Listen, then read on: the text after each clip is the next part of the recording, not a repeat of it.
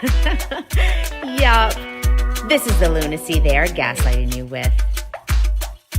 You're listening to the Dangerous Info Podcast.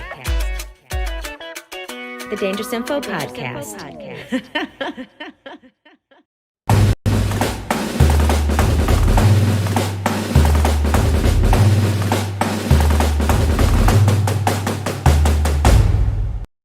All right, you guys, tonight we welcome for the first time Brad Lail of the Awakened Podcast. Brad considers himself an awakened soul guided by God to create positive change in the world through truth. He is being called to help awaken those whose souls are asleep so that they too may join the fight against the rulers and authorities of this world and the spiritual forces of evil in the spiritual realm. For most of his adult life, he has watched the countless lies and subversion that's been intentionally caused by the dark energy of this world and beyond. Brad has seen the destruction of families, the draining of life and energy from the helpless, and the countless ways that we as human beings are being manipulated, which is all the time, you guys. That's why he's here, and he's decided no longer to sit quietly and watch it all happen. All right, I put his website down below. The Awakened Podcast or theawakenedpodcast.com. You guys check him out. Brad Lail, what's going on, brother? Welcome to the show. What's up, guys? First of all, I just want to say I'm really, really sorry if y'all could hear me coughing and clearing my throat the whole time, dude. I don't know if they could. Y'all were praying, I was coughing. I was like, oh, I looked up and I didn't see the mute button. I was like, oh my goodness. Yeah, I caught you. I don't know if they did, but it's all right, brother. It's all right. I'm sorry, there's man. No biggie, man. Looks good. Where you at? You're down south, are you? North Carolina, something like that? Yeah, South Carolina. Yeah. South, okay. Welcome to the show, about an Brad. hour away from Myrtle Beach. I'm sorry? I said, welcome to the show, Brad. Outcast. Thanks, welcome man. to the show. To We're excited to have you. Thank you for coming on. Listen, man, I'm excited to be here. You guys come highly recommended by PJ Williams, so he's one of the best in my book, man. So I'm happy to be here with you guys. Yeah, he's a great guy. Yeah, I like PJ. He only lives like an hour away from us. We're all right around the Detroit area, so he's not far. We need to get all in studio together, Outcast, and get him in here. Maybe we can get Brad on the line. So, listen, Brad, I've remember you as being the 33rd degree parallel guy. All right, and the first time I heard you talk about that stuff, it blew my mind. I wasn't surprised by it because we talk about these ley lines and all this stuff on the show, and we've talked about. But when you laid it all out, I love that 33 degree parallel stuff. I don't know if you're doing that stuff anymore, but I'll tell you what, you're on point with that stuff, man. It was so good.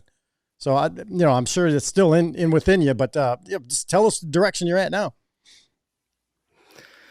So I think all this connects, and that's kind of how I started my journey, was the 33rd parallel. And I just started noticing things, man. I was, just like everybody else who does podcasting now, watching a lot of shows, listening to a lot of radio, and everybody would they would brush up against the 33rd parallel, but they would never talk about it.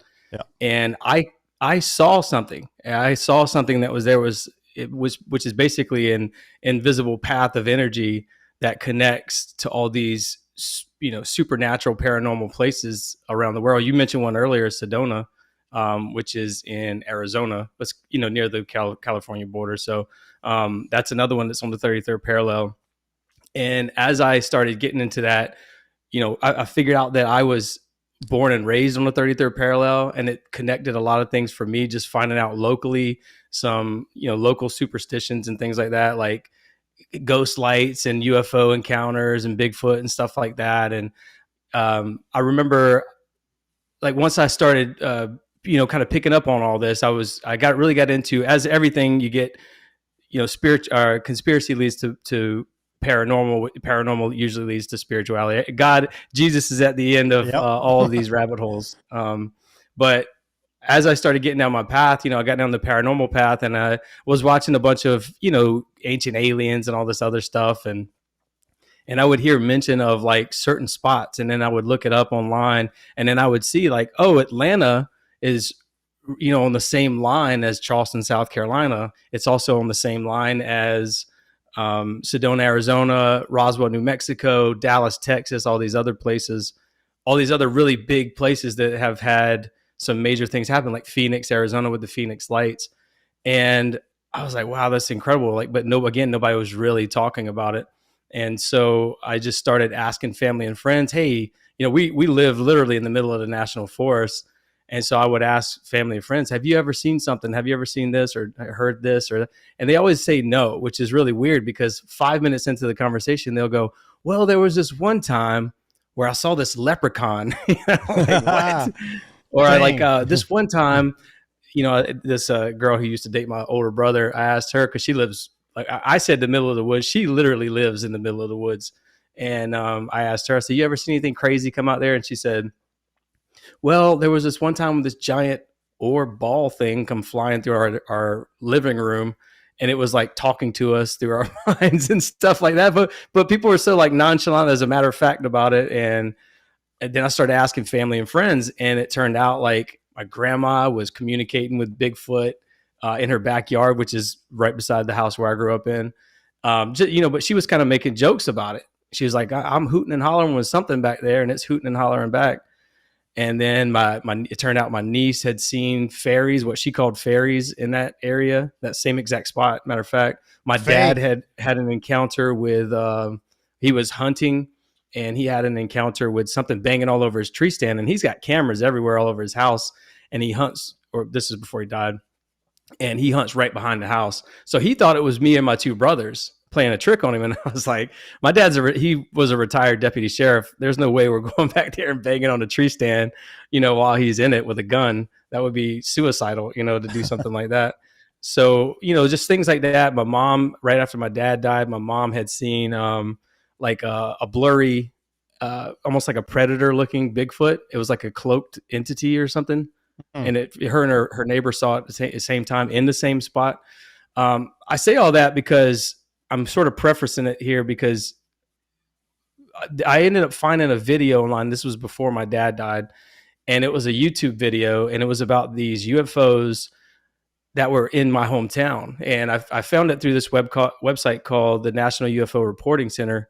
And, you could do like a search, just like nufo.org or something like that. And you can do a search for your like towns and cities and states and all this other stuff. And I was just sitting there reading through all of them, and I found this video, and it turned out to be a mothership style UFO with these little orbs of light coming flying out of it. And it turned out to be right over my mom and dad's house, essentially. And I called my dad and I said, hey, have you ever seen this? And my dad is, he stays up real late. He used to drink beer. So he would sit on the back of his tailgate of his truck, just sitting there drinking beer, looking up at the stars and stuff. Awesome. And excuse me, he said, I see stuff like that in the sky all the time. I said, well, who filmed this? And it turned out to be a guy at the head of our dirt road. And so that kind of, woke me up. I'm like, okay, this is like happening in my own backyard. And it started connecting a lot of dots with all these other stories. People seeing puck wedgies. That was the leprechaun I mentioned earlier. Again, my mom called me one night in the middle of the night, and it was like 1:30 in the morning. I have a little video of it, and there's a UFO hovering over that exact same spot. So all of these things are happening in the exact same spot. And it turns out that as I look into it more, my mom, or where I grew up at, which is my mom lives by herself now in my grandma's house, and my little brother lives in the house I grew up with, and that's right beside her. And so I ended up doing a cursory search on like, is there like faults and stuff like that nearby that could cause electromagnetic energy?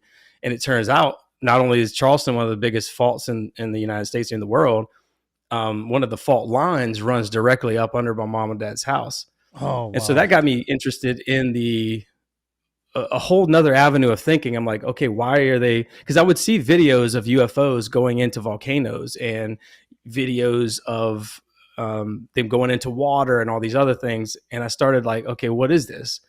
Again, started doing more research, buying books online, learning about these different things. I bought a book called The Ley Lines of the UK and the US by a guy named Thomas Cowan, I believe is his name. I can't remember. Yeah. And another woman named Ann Silk. And they kind of explained the volcano thing and how telluric currents come out of volcanoes. And telluric currents it's just a fancy word for electrical currents. And so I was like, oh, so all these things are happening where volcanoes are. All this paranormal, supernatural stuff is happening where fault lines, volcanoes, faults, or fissures, water, streams of water, all that stuff. That's why you see a lot of things. You can almost ask any paranormal thing that anybody who's had a paranormal experience, and they'll tell you there was running water nearby, or like flowing water, maybe like a stream, excuse me, or even a fountain, a water fountain or something like that. And every time I mention that, people go, "Oh my God, that's true. There is a stream nearby that," and there's a reason for that. It turns out, and it gets into a scientific thought, right? You get down the rabbit hole of all this science stuff, and I got a backwards hat and a Outcast shirt on right now. I'm not the guy to listen to when it comes to like science and spirituality and stuff. But I started kind of going down this path, and one thing leading to another. And it took me down from 33rd parallel stuff, which is ley lines and energy, electromagnetic energy and stuff, to plasma. And then the plasma led me to what we'll probably get into today, which is matter and antimatter. And essentially, long story short, I think demons and aliens are coming through into our reality.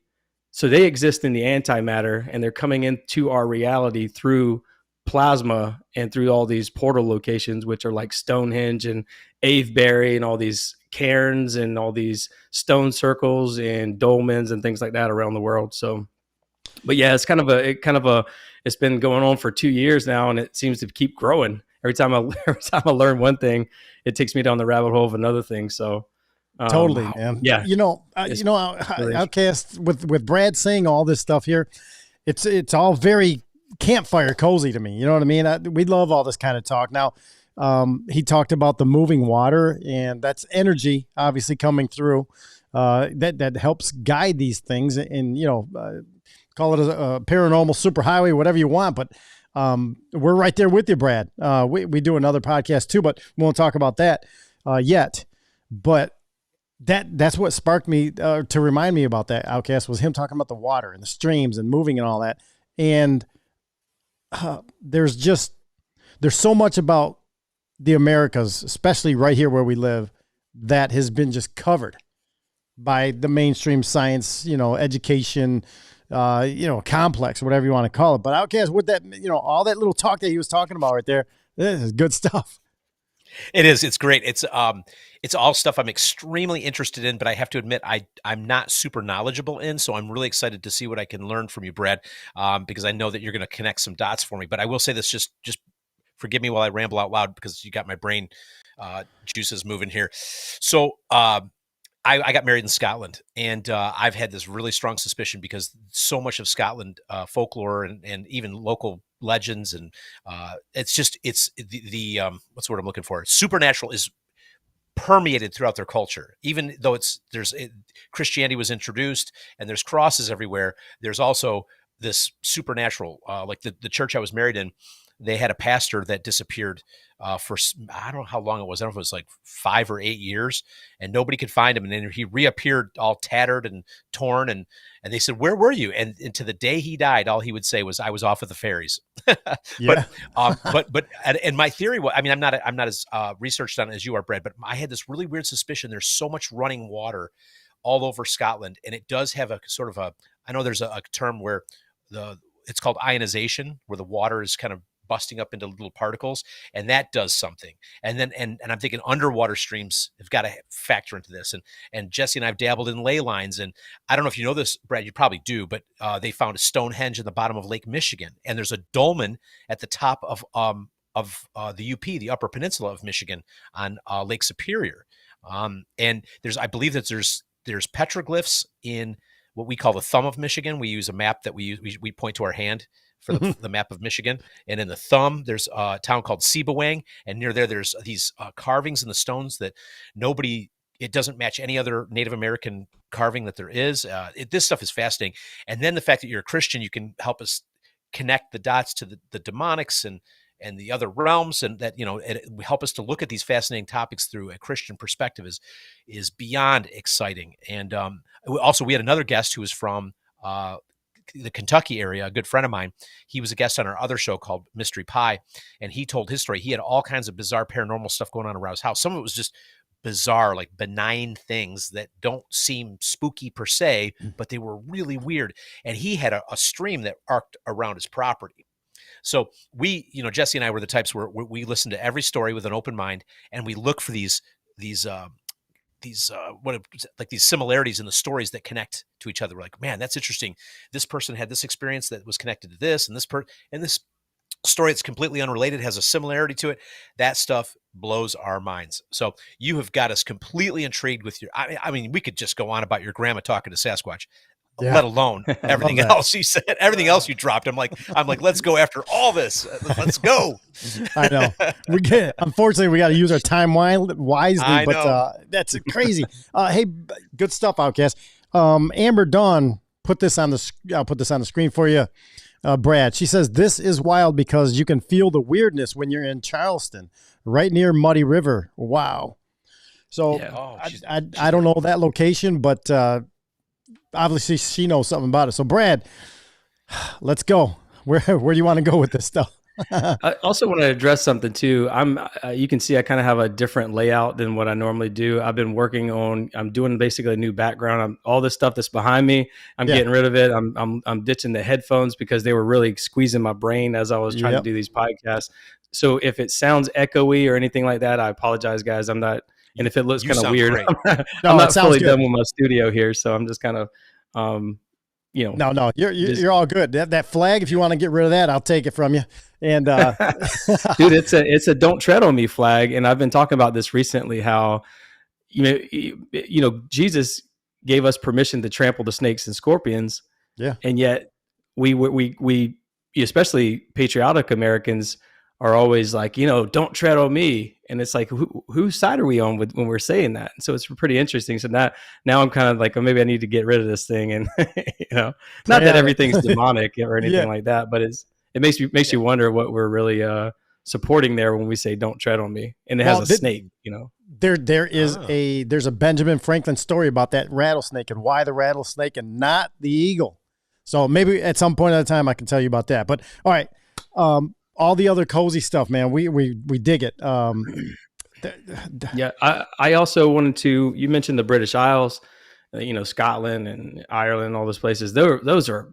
I mean, there's so many stone circles and standing stones. You got the Calanays, you got the Sian Hulavig. I don't know how to say these names. I'm kind of like a redneck dummy, trying to pronounce these. But you got Avebury, which we talked about earlier. You got like the Orkney Archipelago, the Cadir Idris in Wales. A lot of these places, by the way, are where Arthur and Merlin would go, and they would practice their wizardry at these locations. And so people would come to them to get healed at these locations. And we'll get into that in a little bit. But essentially, this is where we get the caduceus for the medical symbol, with the two snakes, wrapping around the staff. And those two snakes are electrical and magnetic fields. And so it has a esoteric thing behind the meaning of the caduceus, which is really interesting. But a lot of that stuff, again, all these places are in, all throughout England, all throughout Ireland, all throughout Europe, and like we're starting to discover in the United States, like you mentioned, everywhere in the United States as well. There's a place here in Anderson County, South Carolina, that's kind of like a mini Göbekli Tepe that they're discovering. And every time they discover something, it's like Clovis period or something like that, or the Bronze Age or the Neolithic era or something like that. But it doesn't make any sense when you see these stones and the way they're carved and intricately placed and everything. It doesn't make sense for a bunch of Native Americans to have built this with hammer and chisel. And I'm not taking anything away from Native Americans. I'm sure they could build some amazing structures, but it's not lining up. And It turns out, as me and my little brother, we started making our way across the 33rd parallel to kind of explore some of these spots. And dude, we didn't get far. We didn't even start in South Carolina. Because there's so many things to do in South Carolina that I'm going to do myself. But I told my brother, in the interest of time, let's just start in Georgia and keep moving west. And we were in Georgia like 3 days. because at every turn there was some good old boy in the woods who hunted, was like, oh, let me tell you about where this pyramid is under the lake, or let me tell you about this effigy that's in the woods. And it's like, man, you could really just spend hours and hours and days out in the woods, in the national forest, in the Oconee National Forest in Georgia, Talladega National Forest in Alabama. And there's just, I believe Tony Merkel just did an episode out in Talladega National Forest. I think that was the movie he just released. But there's just nonstop, man. These places are everywhere. There's pyramids all over the place. Poverty Point, Louisiana, there are pyramids. I've been to, and me and my little brother, we've been to the Winterville Mounds and the Moundville Mounds in Alabama. The Winterville Mounds are in Greenville, Mississippi, right on the border, right by the river, by the Mississippi River, across the border from Arkansas. And the Tuscaloosa, Alabama is where Moundville is. And there's just, 15, 20 big mounds that are out there that you can just go walk up and explore. And they call them mounds, or we call them mounds, like when we talk about them. But when you go up and you look at the signs of these places, it says pyramids. And because that's what they are. They just have those, they're like the Aztec pyramids. They're like flat on top more than they are the pointy ones, So but while we're talking about this, and you're doing good with this stuff here, Outcast had sent us a picture out of his hotel room, right? Outcast, is that what there's? Right away I said, dude, that's a pyramid. Yeah. And it looked even more so when I first. That was actually some pictures I took from the Uber car when I left the airport in Tucson. And there's one in particular it looked less pyramid-like as I moved around it, but on one angle it was definitely like flat on each side more so. But that's in Tucson. Is this it right here? Another one. Yep, that's one. Yeah, that looks. To me, it looks like a pyramid. Yeah, yep. You can see there's on the left side there. You see the edge. Then it's flat. Yeah. Then there's another edge coming down more towards us. I mean, dude, to me, I'm gonna call it a pyramid. You guys can fight over it. In person with the shadows and everything, it looked way more pyramid-like. And then the other picture I sent you was just. I was just looked at opposite of that on the other side of the expressway was, a rocky outcrop. And then there's something popping up out of that looks like it doesn't belong there. It looks like ruins, right? Like an old ruin. Like a structure sticking out of a mountain. Yeah. It looks like ruins sticking out of a mountain. So you can see the building. There's a building right there. See that building, Brad? Like, here, let me back down a little bit. So what is that, Outcast? Is that a hotel across from you? I don't know. Yeah, like I said, I was on the expressway, but yeah, it looks like some kind of a hotel or motel. But and then behind that was a mountain, and then sticking out of the mountain is a separate structure. It looked totally out of place compared to the rest of the mountain. Brad, what do you think? What is it? We need to know. Oh, dude, listen, man, I just drove all the way from South Carolina to Wyoming. Yeah. Funny story. Like, we went out to Yellowstone, me and my family, to visit, and I'm kind of afraid of heights. When I was in the military, I kind of got this fear of flying because I'd flown so much, and there were so many close calls that I kind of developed the fear of flying. So I forced my family to drive 30 hours across the country to Wyoming, and I'm glad we did because we got to see a lot of places. We stopped off at Devil's Tower in Wyoming and a bunch of other really cool places. But funny thing is, I got all the way to Wyoming, and we went to a rodeo, and I ran into my neighbor from here, that lives right beside me here in this neighborhood where I live at now. And it's just so weird when you do that, when you run into somebody all the way across the country like that. That's just a side note. But anyways, when we were in Wyoming, on the way back, we took a different route than we normally did. And we went up through like Buffalo, Wyoming. And I don't know how to explain it, but like, other than just saying everywhere, there's pyramids everywhere. And when I told my wife, I'm like, stop, please. We stopped I was taking pictures out the window and stuff. And you're right, the pictures don't do it justice because you're like, there were pyramids everywhere. There's no denying. There's no way that mountains are this pointy. They're all the same height, and they're all, they're coming in three, just like you see in at the Giza Plateau in Egypt, which I've been to, by the way. And so they're very similar, like in size and shape. And again, the three pyramids, they're always, in that certain lineup, the Orion's belt kind of configuration. So, but Buffalo, Wyoming, they were everywhere. But you could also see them as you continue to drive, just big ones like that. We came across when me and my little brother went to Alabama, or we got as far as Louisiana before we turned around, but we got to Alabama, and there was just a pyramid in the middle of the freeway. And I told my little brother, I was like, does that look like a pyramid to you? And he goes, yes, it does. And I was like, so we stopped and took a picture of it, but it seems like they're everywhere. And I have no doubt that they are, man, because there's places that even in your own backyard here in the United States that we don't know about. Mm-hmm. And a good is right here near where I live, there's a place called 40 Acre Rock.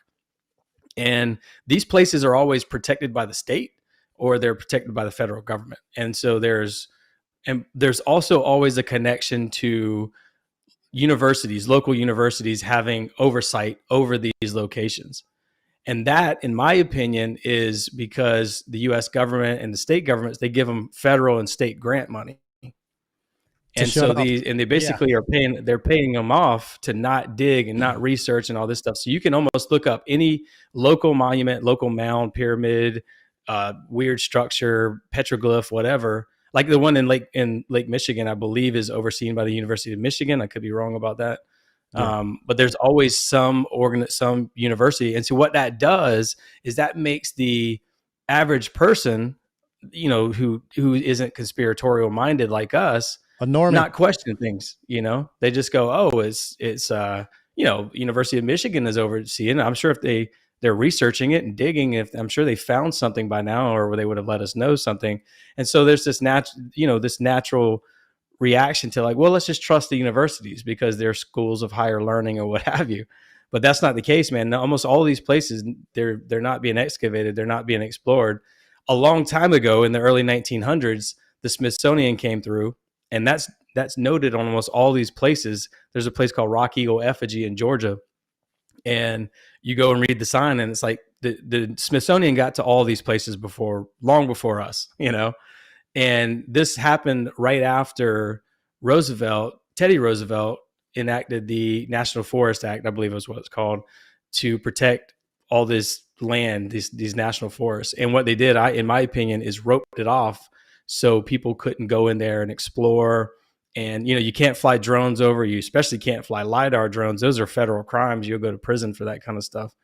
And so you can't do pretty much a lot of things. And there's people who have had run-ins and experiences with people like these black ops type people coming up on, in SUVs or four-wheelers or, you name it, skid steers, whatever they're coming out of the woodwork on, they're driving up on, they're coming in. And my mom and dad, dude, my dad was a retired deputy sheriff, and in their yard, they would have all kind of strange things. And one day a unmarked, what looked like a Black Hawk helicopter, an Army helicopter, lowered into their yard. It was like 10 feet above the ground. And this guy that was like dressed like an FBI agent almost was just staring out the window at my mom and dad. And my dad, he's like, what the heck's going on?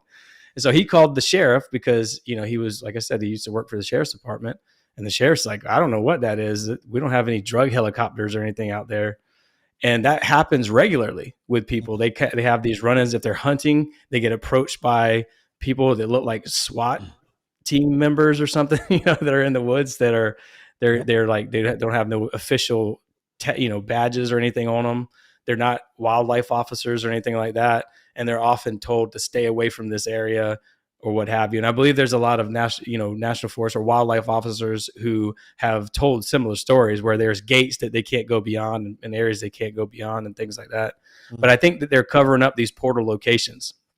And I think that these locations, when the flood happened, I think God washed away all these locations, and modern humans are rediscovering these, and they're trying. I think there's a faction of the government that's trying to keep us away from those. And I think that there are other people who are trying to use those to their benefit. There are other factions of the government who are using those to their, for power enhancements and science and medicine and technology and all this other stuff. And again, I think that that's where the fallen angels were given this information, this forbidden knowledge to humans. We're at these places like all these stones, standing stones and stone circles and places like that, like Stonehenge. A lot of these places were destroyed, by the way, not just from like floods or anything like that, but they were intentionally destroyed and intentionally covered up, like with Göbekli Tepe, for example. It looks like Göbekli Tepe was buried using all kinds of different dirts from around the area. And so that's a very interesting, like, thread to pull at there. And it makes me think that like crusade times, what they were going to do was bury these locations, because I think that this is where, again, the forbidden knowledge was coming from, was from these portal locations. And again, we're going to get into that, I hope, here, if we have enough time tonight. Mm-hmm. But that's a fascinating aspect of it that, would probably take 3 or 4 episodes actually. So I'll try to give you guys like a shortened version or a condensed version of all of this whenever I get into it. But essentially, these portal locations are very important because electromagnetic energy comes out of these volcanoes, these extinct volcanoes and active volcanoes, these fault lines and all this other stuff. And it snakes around along the earth. And this is where you get the idea of ley lines from. And they're actually called, there's a scientific term for them. They're called Peterson currents. And this happens every day as the sun and the earth, as the sun goes down and as the sun comes up. This happens every single day. These currents flow along the earth on a certain path, and there's a male and a female. And again, that's the electrical and that's the magnetic fields. And they snake around. This is where you get the idea for serpents, like I mentioned earlier. And they hit these locations where the Stonehenge wouldn't be a portal location, for example. What it is, it's like it helps encircle or entrap that electromagnetic energy into one spot. So these demons can come through these portal locations. And again, I think that they were all covered up by the flood, and some of these remained. And there was a group of Christians who went and tried to cover these things up a long time ago. And I think that they're still trying to prevent people from learning this and discover this, because I think this is where, again, demons are coming from. It's not these aren't the only places. I'll get into that. The ocean is another place that these things come from. The ocean, the sky, and through, these volcanoes and faults and fissures, because, Bermuda Triangle, which is on the 33rd parallel, that's an extinct volcano. A lot of people don't know that. It's a volcanic seamount. And so you're going to get a lot of electromagnetic anomalies there, because, this is why when people fly over, they have their compasses go crazy and they fly through, into another time zone or whatever. There's a great episode on the Twilight Zone, by the way. I forget, it was like season 3, episode 18. It's called Flight 33 of all things, and it has a pilot going through a portal, essentially flying through like somewhat like a Bermuda Triangle and going back in time, and then coming forward in time, and then coming forward again in time, and all this other stuff. So it's pretty interesting that they were talking about a lot of these things. Twilight Zone was way above their time, by the way. Gene Roddenberry, right? Yeah. No, that wasn't Gene. That was Star Trek. It was Rod Serling. Rod Serling. That's it. Sorry. Go ahead, Brad. Since we brought that up, any chance, Brad, do you have an opinion? Was Rod Serling, was he privy to information that he shouldn't have had? I think all of them are. I think all media outlets and stuff like that. And that gets into the, what you call it, Act of 1947. Oh my God. The Smith-Mundt Act of 1947, where the U.S. government has permission to just hijack media outlets, especially broadcast media outlets. This happened in 1947 to basically propagandize overseas countries overseas, citizens from other countries, essentially. And since 1947, this is where all this trouble has come from, because this is where the State Department come from. Remember, in 1947, that's when they signed the National Security Act, which created the FBI, the NSA, all this other stuff. And it sort of muddied the waters on paranormal and all this other stuff. This is why I think all these organizations were created, because if you give each branch of the government certain aspects of the information, then they'll never know what's going on. But part of that was a propaganda ploy to propagandize people in the act of, if there's a national security in the instance of national security. But if you're in constant perpetual war since the 40s, you're always in a national security, there's always a national security emergency. And so you can enact those rules and regulations and laws. And this is why Stanley Kubrick faked the moon landing, in my opinion, all this other stuff, because it was propagandized. It was propaganda for, Russians and stuff like that to think that we were the first to the moon. So that was enhanced in 2012 by Obama. And what it did was it roped in the internet to include broadcast media, essentially. And it gives the government permission to propagandize U.S. citizens. And so this is why so much is happening. And you feel like all these lies and everything has started to happen since 2012. It's because you're right. It has started to happen since 2012, because now the government has permission to propagandize its own citizens. And so what they essentially do is the government creates propaganda for all these countries overseas through the Smith-Mundt Act, and U.S. media outlets can then they can ask for that propaganda, and they're allowed to run it, like on the New York Times and New York Post and all these other places, Twitter and all these other places. Yep. And so we're being propagandized by our U.S. government every single day. Now, you got to remember, the State Department runs all this, and through the U.S. Agency for Global Media, and they have 10,000 employees who are basically putting out propaganda all the time. And so this is why it seems like there's this.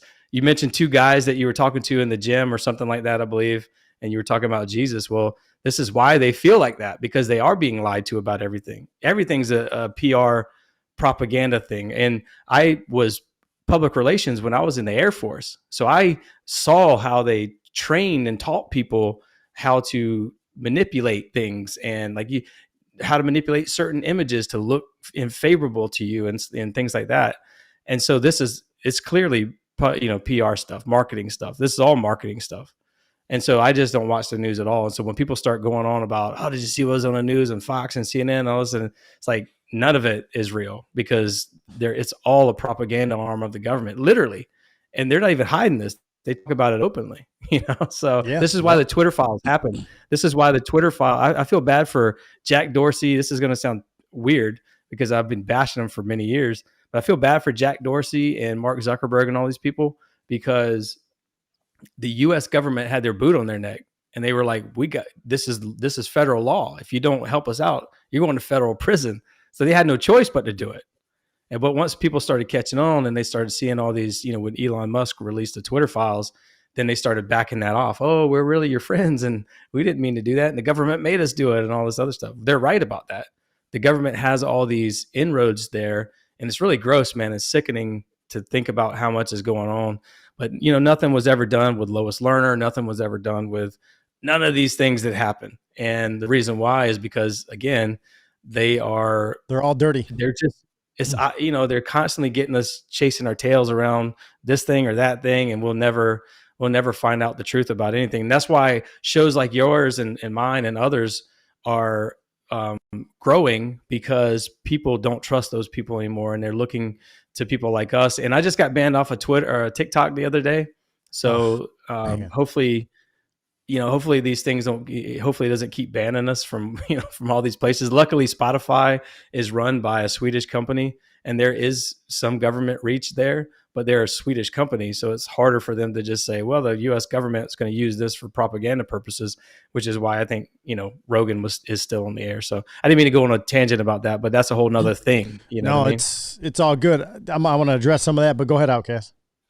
I just want to point this out. I think it might be stating the obvious, so forgive me, guys. But, you're talking about essentially the government is looking at all forms of media as a vehicle to weaponize it against how people think, but also to tie it into what you're talking about. Why are these black ops people showing up at the 33rd parallel? Well, because they're trying to weaponize anything that they can get their hands on. If there's something powerful, there's something unique, they seize control of it and they want to weaponize it, just like they do with propaganda. It's the same exact thing. I've heard for years that the government has access to these portals around the world where you can go in, Canada, and you pop out in Hawaii.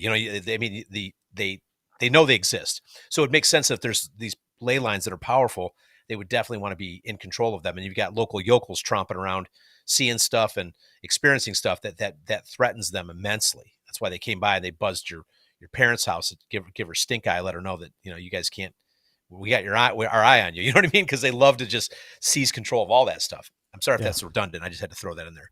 No, I think you're right about it. But the reason I say any of that is because that kind of sets the stage for all this disclosure and stuff like this. You're never going to get real information from that. You can sit there and watch all these things with, whatever character they have out there talking about David Grush or whoever. You can sit there all day and listen to these people talk, but have they ever shown you anything? No, they're not going to. It's just all smoke and mirrors to keep you continuously chasing your tail while giving you a couple breadcrumbs maybe here and there. But they're not really, telling you anything. These entities are not aliens. And if you hear them talk over and over, they don't say aliens. They never say aliens. They'll say non-human intelligence or ultra terrestrials or something along those lines, but they won't say, and non-human intelligence is very, very important. And we'll talk about that in a minute. But they never say aliens because they're not aliens. They're something that exists within this reality. And this gets into my theory of matter versus antimatter a little bit. Yeah. So, and before you go there, I think that they won't say aliens, and they also will not say demons either. They don't want to put out too much. They don't want you catching on, you guys. So, right. I want to go back just a couple things that you talked about because I think it helps solidify your argument. Talking about deep state and, this government stuff. Teddy Roosevelt, when he came in here and created the, he convinced people that they needed a national park to, preserve lands. All right. First of all, that was one of the most horrific moves ever done by a president. There is no authority, constitutional authority for a national park. There should not be any of that. National parks should be state-run state parks. Okay. Federal government has no authority over that. They just assumed it. They took it. Okay. So you guys have got to remember that. I believe they're protecting something. There is so much vast area and things that probably lead underground. We don't know what kinds of things are taking place there. And we can't, like you said, we can't go in there, Brad. Why? Why can't we go past also the 66th parallel in Antarctica? What are we going to see? Same type of thing. All right. Bring it back here stateside. Now you said you talked about the 2012 Smith-Mundt Modernization Act. Not only did Obama sign that, but at the time, Republicans were in control of the House and the Senate. So let's not forget that those guys also signed it. So Republicans, Democrats, they both hate you. Okay. And they both lied to you. They don't want us to know about these things. So let's stop with the left-right game. Let's play the Christ game because that's where the truth lies, you guys. And they don't want us to know that. That's the biggest thing. They want us to go, all kinds of chasing our tails and, cat and laser and all these games. They don't want us to know about the truth, what's really written in the Bible and what we can actually see on the ground when we see it. And they want to tell us that's not what you're looking at. You're looking at something else. Sorry, I just had to go off on a little rant there, but to bring it around. Dude. It's spiritual. Totally. It's all spiritual. And that's, you're starting to hear a little bit more in that, more and more of that. You hear Tucker Carlson saying stuff like that. You mentioned also how state parks, national parks, whatever, are all protected by the federal government. There's actually not only federal government protection, but there's UNESCO World Heritage protection too. So there's World Heritage protection. Yep. Sustainable Development, and United Nations. Yep. Sorry. Yeah. So there's a lot of locations. The city of Chattanooga, Tennessee, the entire city is a UNESCO World Heritage location. Yeah. The Grand Canyon is a UNESCO World Heritage. All these locations are protected by the world. All that crap's got to go. Yep. Yeah. So all this stuff is spiritual though, man. Like I said, that's what the game is. And you start to understand that if you look at the General Education Board of 1904, I believe it was, with Rockefeller, two of his henchmen were these two Baptist preachers, and they were the ones who were writing the manifestos, I guess you could say, for the General Education Board, which was the general education, which was the education for all of Americans from the early 1900s until like the mid 1960s. And so there's also Christian organizations who've had their, hands in all of this.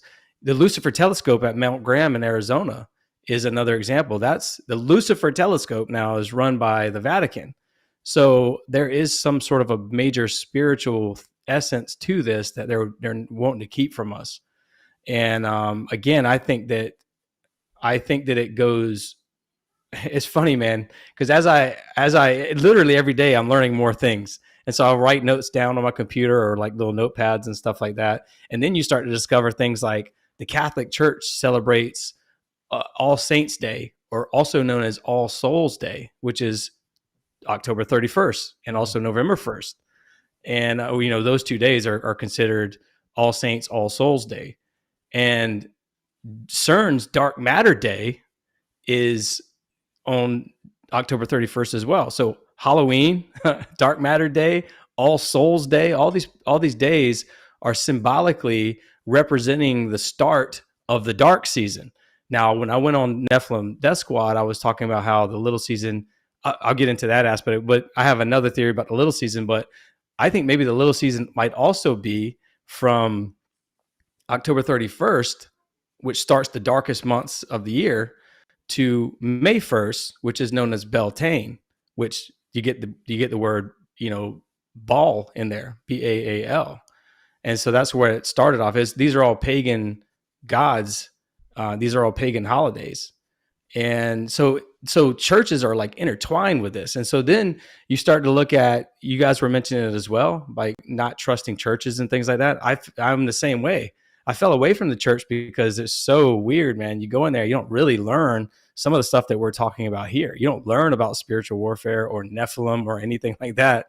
You are just faith, hope, and love and kumbaya and all this other stuff. And that's great. But what about people who are hungry for more? And then when I asked an 80-year-old preacher this, he said he don't want to scare away grandma and grandpa. I'm like, but it's so important. It just seems like the most important thing to talk about is, like Gary Wayne said, the Genesis 6 conspiracy. It's like the Rosetta Stone of the Bible. You have to know why there's floods and why all this other stuff that went on. And yet nobody has ever heard the word Nephilim, including myself, until just a few years ago. And then you start looking into it again, and it becomes like more clear. The picture becomes more clear. And so it makes you think that these universities, like, not knocking any university, I don't know personally. I went to a university called St. Leo University when I was in the Air Force, and that was down in Tampa, and they were a Catholic organization. But if these education places like Liberty University, whatever, are teaching this one thing, you're never going to find out about all this other stuff. And so these people become preachers, and they go and preach in these churches, and it's a continuation of that. And I mentioned the General Education Board with the two Baptist preachers that wrote, I don't know if you've ever read that little snippet of it that basically talks about, we don't want to teach philosophy, and we don't want to teach men and women to think. We don't want them to be philosophers or mathematicians or anything like that. We want them to be docile workers in factories. That's literally what they write in the General Education Board. These are preachers that said this. And so that and I'm not trying to say that all preachers are this or that or whatever, because I still go to church, obviously. But I think that there is something there that they're not teaching. I mean, every Sunday I go to church, man, I'm sitting there listening, and it seems like they're always missing one little piece that they get up to the line, and then they pitch it back to the running back, and like they never talk about that other thing, like they were last week's sermon where they were talking about like blood sacrifices and all this other stuff. And it's like they get up to the line, and it's like they're talking about Old Testament blood sacrifices, and then they fumble the ball. And instead of saying, well, Jesus was the ultimate sacrifice. Now, this is a series. I'm sure they'll eventually get to that. But for 5 or 6 weeks, they're going to be talking about, they're not going to be talking about Jesus's blood sacrifice. They're talking about all the Old Testament sacrifices, right? And so I just think those things are very important when you're talking about this stuff, to let people know that sacrifices happened. They are probably still happening, but they don't talk about that aspect of it. They don't go there with the dark side of things. And I think that's super important for people to understand, is that there is a dark side to things. There's a guy named Topher Gardner from Biocharisma, and he told me he wrote an article about altar, the word altar. When you go to the altar of a church, it's a another word for altar is like to alter something, right? To alter reality. And so when you offer blood at these altars, you're altering the reality. And I thought that was a pretty important thing that we should probably know too, is that that's how these words originate. That's the etymology of these words that people just aren't talking about. I've been a Baptist my whole life. I still don't know what a Baptist really does. I know it sounds crazy, but there's so many things in the church that really needs to be taught that aren't being taught. And I know it sounds kind of silly of me to say, but even some of the basics of, what do pagans believe? We don't know some of these basic things. And I think all of that was by design through the education system, to continuously dumb us down and make us more materialistic, factory workers creating these different things that we don't need. And they took all the talk of ether away in the early 1900s. They started it in the 1800s. But when Einstein's theory of relativity came out, they took the talk of ether away from all the textbooks, which was classic physics, which was classical physics. They call it metaphysics today, right? Because you can't see it. But that's what physics was for 5,000 years. That's what Aristotle and all these people were talking about. Didn't they weren't talking about. Sorry, Brad. Didn't they leave two elements out? Ether, and then there was another one that they left out because some Outcast, without those two elements in the table there, it really changes the way that we understand things or don't understand things. It's a way for them to help shape their education system to us and leave us in the dark without knowing about the ether and these other things. But Outcast, did you want to feedback to him a little bit about the church and some things that he was talking about? Because there was a lot of stuff, especially you're talking about you go to the church and you get like halfway there and then they pitch the ball and they lose the the storyline. It's like, come on, you guys, let's go. Do you want to address that a bit? Well, a little bit. Yeah, sure. Brad, we are exactly on the same page of everything you're talking about. We, even your wording, the rose, the Book of Enoch is the Rosetta Stone to understanding why there was genocidal God commanding the destruction of people in the Old Testament. I mean, and that's something that atheists like to hold over our heads. Like, oh, if you serve such a loving God, why is God so vengeful in the Old Testament? Well, if you don't know the story, you can't defend it. You can't defend your belief system. There's so much you don't understand the seed war. It's all very important. But if I were, I don't know why he's scattering so much. Brad, are you still there? Can you move around a little bit? Yeah, I'm here. Yeah, I don't know what. I know that earlier today there was a utility truck around working on things, so we did lose our Wi-Fi or internet earlier today 2 times, but so far it's been fine here. But he'll come back on in just a second here. But and by the way, I'm not knocking the church, man. No. We do the same thing you did. Yeah, we're talking about. Yeah. And I think people are waking up. Dude, there's no reason for my show to have the success it does, because I'm not the person to be talking about biblical knowledge on any of this. Yeah. But unfortunately, people are so dehydrated from not having enough of the Holy Spirit on them, that they are looking for. I like what you said. They're looking for answers elsewhere, and they're looking to guys like us who, I had some theology courses in college. I went to church my whole life, but I don't know the Bible in and out like some people might know it. I don't know the references like you guys were mentioning earlier, back and forth between the Old Testament and the New Testament. I just haven't studied it like I should. Yep. That's my fault.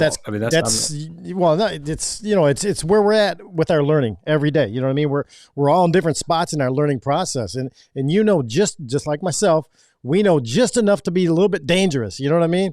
When Outcast comes back on, he can take us a little deeper on all that stuff there, Brad. But eventually, I want to get to talking about these fallen angels, because you have, the way you can relate everything that we talked about up to this point so far. So the fallen angel stuff is really, we're talking about Book of Enoch and all these things and the Watchers and all that. But if we can, in the little season too, I don't want to forget about that.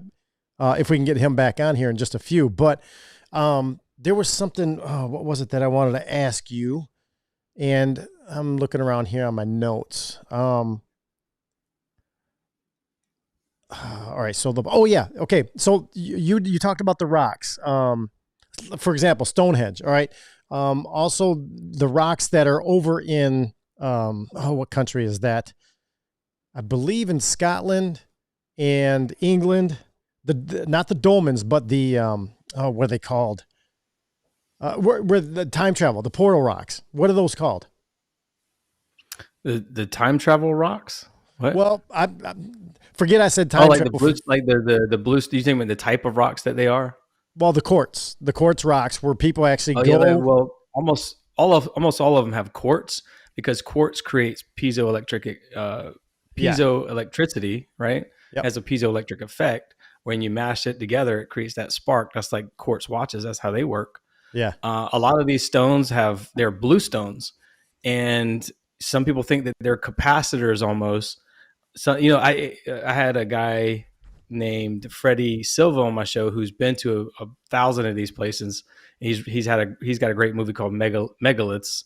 He kind of takes a different approach to it. He thinks that these are all good energies and stuff that happen there, but he has generally the same idea that I have, that they're either used as like to encircle or entrap electromagnetic energy, or they're used to store electromagnetic energy, kind of like with the quartz, and then release it at certain times. Yep.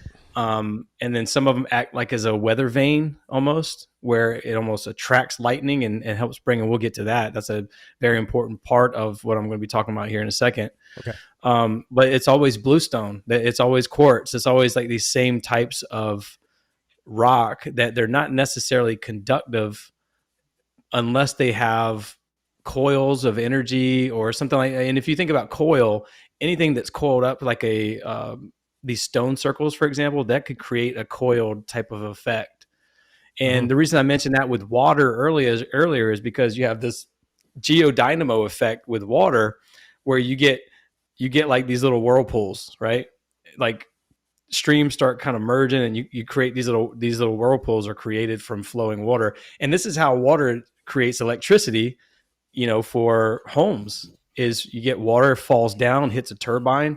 That turbine has coils of copper wrapped around magnets, wrapped around a permanent magnet, and so that turbine pushes the currents through those copper coils, and it shoots off electricity. So it's the same concept, but it's done in a natural way through these different locations. And even like the Washington Monument is bluestone, and you learn that the capstone is made of aluminum, and it says something along the lines of "for God."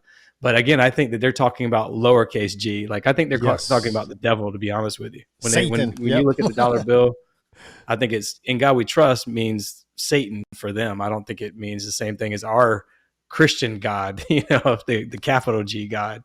Yeah. So, but all these locations, I think what happened with these locations, man, is that these entities would come through these locations, and they would trick our ancestors into believing that they are familiar spirits. They're there to enhance the lives of the living.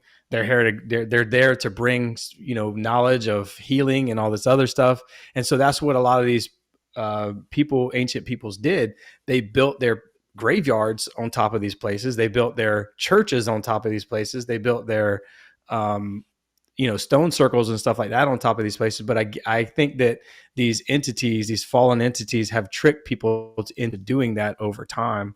And that's why we have all these locations. Now, I've never been to some of these places, I haven't been to the Sedona, Arizona vortex. I haven't been to, Stonehenge, none of these places, but everybody who goes talks about getting downloads of information. Some people, when they go into these locations, their body doesn't, if you're not on that same vibratory level to receive the information, then you get sick. Some people have spent days there. This is why monks go up into the mountains, and they go to these little crevices in the mountains and stuff like that. And they have these 30-day fasts where all they do is meditate. It's because they're going there to get downloads of information. All of these people are doing this. Some people will die at these locations in worst case scenarios if their bodies can't interact with it. A lot of horses and dogs and cats, they won't go near these places because the electromagnetic energy is, so potent. And they'll go crazy. Some of these animals will go crazy. So there are people who go to these places and they'll meditate there and they'll do yoga there and all this other stuff. But again, they're accessing, like, some people will go there, for example, when I talk a little bit about what kind of stuff they receive. They'll receive like images of what it used to look like there 10,000 years ago. And it used to be snow-capped, mountains or what have you, or buffalo roaming everywhere, or whatever the case is. So they'll get downloads of information. People will have the most intelligent conversations they've ever had in their lives with people when they're at these locations. But again, that's forbidden knowledge. This is where I think Adam and Eve were at. This is what Adam and Eve was accessing when they ate the forbidden fruit. I think the forbidden fruit was something like a DMT type of a thing, where they were accessing this knowledge that they weren't supposed to. We're supposed to be human. We're here for a reason. We have this human experience, and people continue to forget that. Everybody's chasing with drugs and alcohol and DMT and all this other stuff. They're chasing back. They're trying to get back to that, understanding of who they really are. And that's why people who do meth, for example, want to stay in that realm and never come out of it. That's why they keep getting high and high and high, is because it's euphoric there. They remember, like, oh, we are spiritual beings, but unfortunately what they're accessing is false information from deities who are beyond our perception. They're not accessing like, angelic beings like that we know of, like, the angels from heaven and God and Jesus. And they're not accessing that. They're accessing tricksters. That's why when people do DMT, they go to these places and they don't really know what to describe. They're like, well, we see these entities. They're machine elves, or they're, they never say really, they say angels, but they don't know how to really describe them. They're shadowy figures or something, they're jesters. They have all these different names for them, but it always seems like tricks. And so I think that these locations, these portal locations, where this is where Azazel and what's his name was given all the information to people, and this is where they would shed their Ocatarian and mate with humans and stuff like that.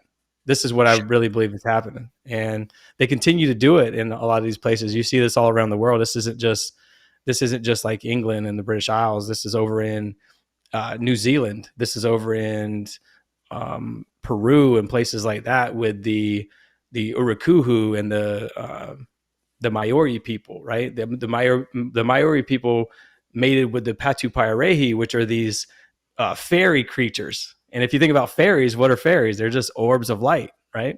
Yep.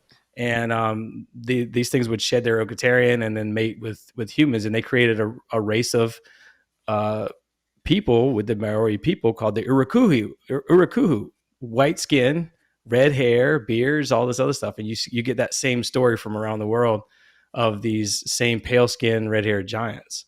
And that's the result of fallen angels mating with humans, is, and I think that those, obviously God washed them away in the flood, but their spirits remain on earth in a different realm that we can't see. And I think that realm, again, is the antimatter. And the antimatter, so if you don't mind, what I'll do is I'm not a science guy, but I will go through sort of some of the basic fundamental scientific terms for you real quick. Okay. Fundamental particles are quarks, which are the building blocks of protons and neutrons. And these things go up and down and they change direction and all this stuff. This is sort of how, when these things get excited, this is where the energy is generated from. And they're held together by this strong nuclear force, and they're carried by what's called gluons.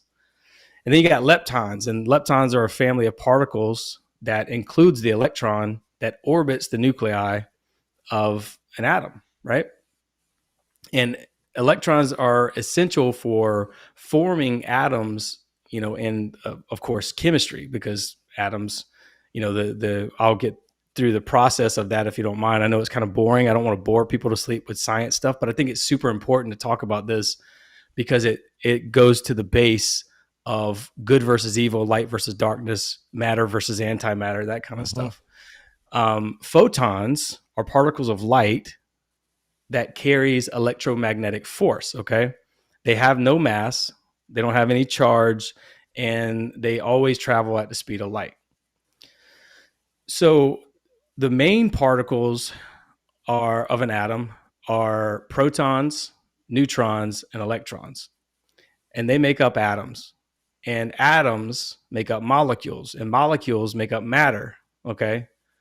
And photons they're like the electricity for the matter. Okay. It animates the matter. That's the best way to describe it. So light animates material. And antimatter, for those who don't know, this is the Big Bang Theory. I'm not a Big Bang Theory believer, but I'll move forward with this in the interest of, let's just go their scientific route and explain this. Okay. The Big Bang Theory, antimatter and matter existed before anything, right? And they were just colliding in space out there, and they were annihilating each other. And if there was a billion particles of matter and a billion particles of antimatter, now antimatter is the opposite of matter, right? Antimatter would include antiprotons, antineutrons, and protons, which are, again, the opposite of protons, neutrons, and electrons. So if there's a billion particles of matter and a billion particles of antimatter, they continue to annihilate. Well, somehow antimatter gained one extra particle more. Matter gained one extra particle more than antimatter. And that nobody knows what happened to the antimatter. And this is actually what's going on at CERN. This is what CERN's trying to do. They're trying to recreate the Big Bang Theory. This is why you get particle colliding, right? They're colliding matter and antimatter. The God particle. But they don't really know what antimatter is. Matter is anything that has mass and takes up space. Well, what is mass? Nobody can really explain mass. People will say, well, mass is gravity, mass is all this other stuff, but it's actually not. Antimatter, I don't think, went away. I think antimatter is the empty space that creates us, if you will. So if you look at, like, and I always give this example because it's the best visual example I can give. You can look at space, or you can maybe take a plasma ball from like Spencer's, right? Which is created by the Smithsonian. If for those who don't know, the plasma balls are all that empty space. You know, the plasma ball is the one with the purple tendrils. If you put your finger to it, a purple tendril follows around. Follows it around, right? So those purple tendrils would be us. The antimatter would be all of that noble gas that's in there. All of that. What is it called? What is the noble gas called? It's in that. I keep forgetting it. The fluorescent neon. Neon is the one. Yeah. So there's neon in there. There's a noble gas called neon in there. And neon is essentially a carrier of antimatter. And so what you're seeing with those purple tendrils is the empty space they're causing a constriction that creates that light. So I always give the analogy of like a trampoline. If you're looking at the trampoline from, if you bend down a little bit and you look at it from a level surface, it looks flat. But if you take your fist and you stick it up under there, it looks like a mountain. Yep. Well, what fills that space is what I would call antimatter. So in my opinion, these things exist just to create us, if you will. They live in the upside down. If you think about like when Elle on Stranger Things, I was on Stranger Things, by the way. I was an extra on Stranger Things. Were you really? I was just gonna say awesome. This sounds like the upside down. All right, go ahead. It is. So there's a scene where Elle's trying to crush a can with her mind, like a Coke can with her mind, right? And the doctor is telling her to reach into that dark space, that upside down, because she's crushing it from the other side. She's not crushing the can from the material side. She's crushing it from the antimatter side. And so it's interesting too that there's talks of demigorgons and all this other stuff, right? This is where all the demons reside, is in the upside down, because that's actually essentially what I think is happening. Mm-hmm. So antimatter creates dark matter, and dark matter is controlled by dark energy. Dark energy is kind of like the opposite of photons. It's the opposite of light. So you got energy, and you got dark energy. And again, remember what I told you with CERN, they have dark matter day, and they call it the God particle, the Higgs boson particle, or whatever they call it. I don't know. But so that's what I think is going on. And essentially, so quarks and leptons, protons, neutrons, electrons, then that creates atoms. Atoms create molecules. Molecules creates matter, and matter can be solid, liquid, gas, or plasma. And this is a very important one because we're not taught about the fourth state of matter, which is plasma, or at least I wasn't in school. I mean, I'm a dummy, but I would certainly remember plasma if we were talking about the four states of matter, because I remember talking about solid, liquid, and gas my whole life, but never plasma. And they didn't introduce plasma until like 1928. Now, I think plasma and ether might be the same thing. I still don't really fully understand that, how I can, I don't know how to connect those yet, but I'm working on that. Okay. But I think plasma and ether are pretty well the same thing. So, what was I going to say? Outcast, I saw it. Did you have your hand up? No. Okay. So I think physics, like how we know it today, explains the mechanisms of matter, right? It explains how you add energy, an electron will jump to a higher orbital. You smash particles and quarks get excited and they release new particles. There's a whole bunch of scientific stuff there, but it doesn't explain the ultimate source of the energy. Where does that energy come from? Where does it originate from? And to me, that energy is God's light. God is the source. He's the creator of all that. But see, they go right up to the line of, they don't go beyond the physics to go into the metaphysics or that deeper discussion of things. I think secretly they are, but they're not talking about it, because I think that they know angels and demons are real, and there's interactions on earth that are happening, and that basically the devil is running this world. So, today our energy comes from stars and nuclear forces and electricity and radiation and all this other stuff. But earlier, when the Big Bang happened, according to them, energy came from the Big Bang, from them colliding. The antimatter and the matter annihilating each other were creating this light, and somehow matter edged out. But again, antimatter didn't go away. Now, this happened 13.8 billion years ago. I don't know how they know all this stuff, but this happened 13.8 billion years ago, and all this other stuff. And so the formation of the first atoms was about 380,000 years, allegedly. Stars and galaxies were about 100 million years later. And if you think about stars are plasma, right? And plasma, or the plasma in the stars has a. Oops. I'm sorry. No, I go ahead.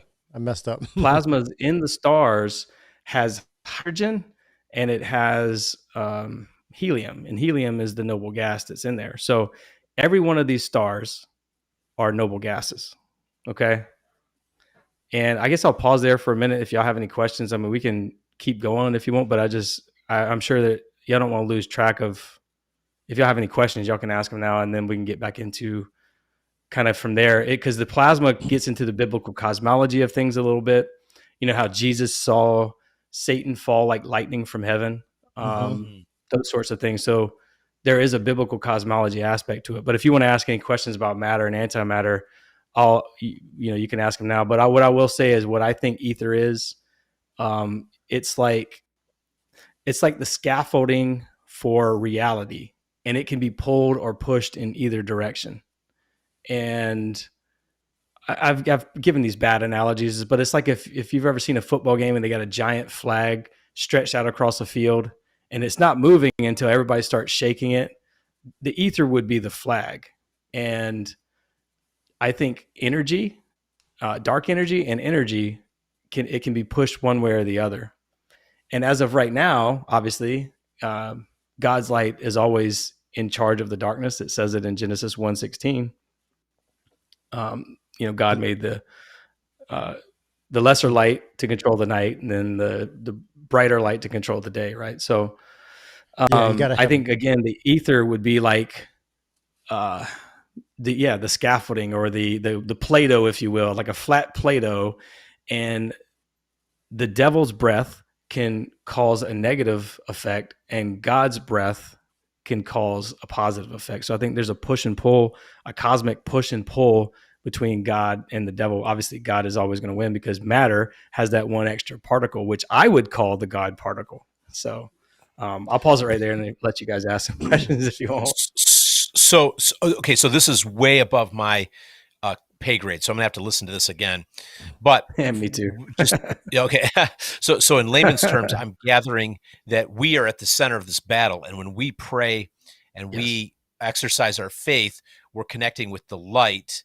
But the rulers of this world want to unleash antimatter and pull us into the dark and or create a portal for the dark beings to come through and reside with us to try to sever that contact. Is that accurate?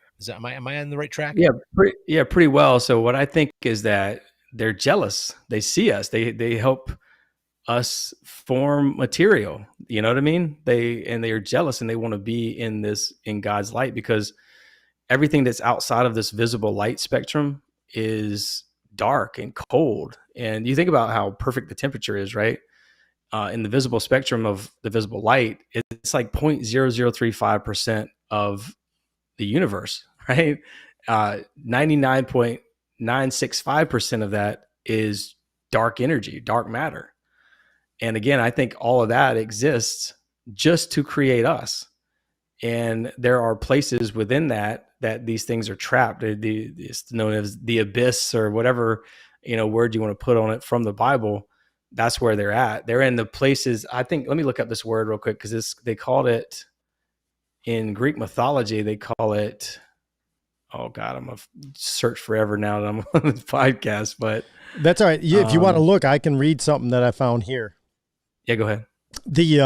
So you guys check this out. I'm over on, now this goes back to Stranger Things too, Department of Energy. Remember that was in the small town of, was it Hastings or wherever that was, took place. So the Department of Energy explains the plasma. Now look at that. Talking about the Aurora Borealis. Yeah, that's the firmament. Yeah, exactly. It says the Aurora Borealis forms from particles colliding in waves in plasma in the Earth's atmosphere. Check this out. Now, this is, there's something here that I wanted to read because excuse me. The resulting plasma is one of the four states of matter, along with gases, liquids, and solids. Most people don't think about plasma much in their daily lives the way they think about other states of matter, but it makes up 99% of the visible matter in the universe. Talks about, therefore, the plasma is an ionized state made up of positively charged ions and negatively charged ions, obviously. But look, Department of Energy, you guys. I mean, yeah, well, it's talking about, so it's a soup of ionized gas. Mm-hmm. So every day when the sun comes out, we're above us, the ionosphere, that's plasma all day long. Okay. When the sun comes out, it charges that and it turns it into a soup of ionized gas, and you have free electrons and positively charged ions in there. Excuse me. And what that's called is airglow. That's what we see. It's producing a light, and every noble gas produces a different color light. So neon might produce a purple light. Argon might produce a yellow light, or what have you. I don't remember the exact colors that they produce, but then you start to get into the idea that when you see orbs, that's why orbs are orange and purple and light blue and all this other stuff, is because they are ionized gases. They're plasma. They're plasmoids that are flying around. And so basically when the sun's out, it disperses them and they can't reform. When the sun goes away, when God's light goes away, these things quickly reform again into what's called complex plasmas. They hit electromagnetic fields of energy, and then they come through in these portal locations. That's one way they do it. I think there's 3 or 4 different ways that they do it. but one of them is they come from the ionosphere. They come from the atmosphere. And man, I'm gonna get this Bible verse wrong, so you guys can help me. Which one where it's like the Prince of the Air? Which one? Which Bible verse was that? Prince of the Air. Power of the Prince of the Air, right? Yep. Okay, so that's one. The other one is the abyss. The sea has noble gases in it as well, lots of noble gases. And then the third is the gates of Hades, the gates of hell, which Jesus talked about at Mount Hermon, which is also on the 33rd parallel. And again, we'll get into all of that in a minute, but I do want to mention what I was looking for earlier. Deeper than Hades. So Hades would be considered in Greek mythology the first level, and then there's a second level that they call Tartarus, and this Tartarus level is where I think a lot of these things reside. I think Hades is where these demons are trapped in and they can't get out. And then I think that there are other entities that are coming from that Tartarus region, that deep abyss, if you will. And again, man, there's all these, there's Siwang.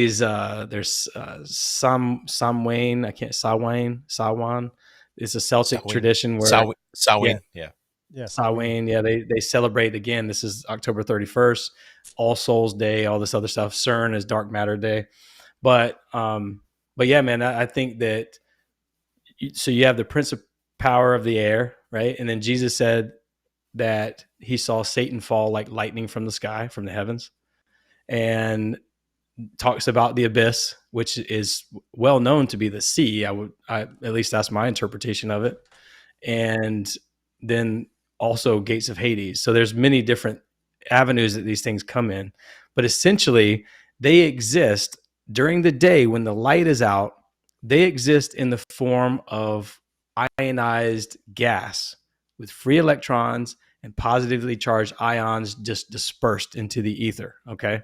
This is why when you look up into the sky during the day, you can't see the stars and all this other stuff. What you're seeing is all of those free electrons shooting off light. That's why.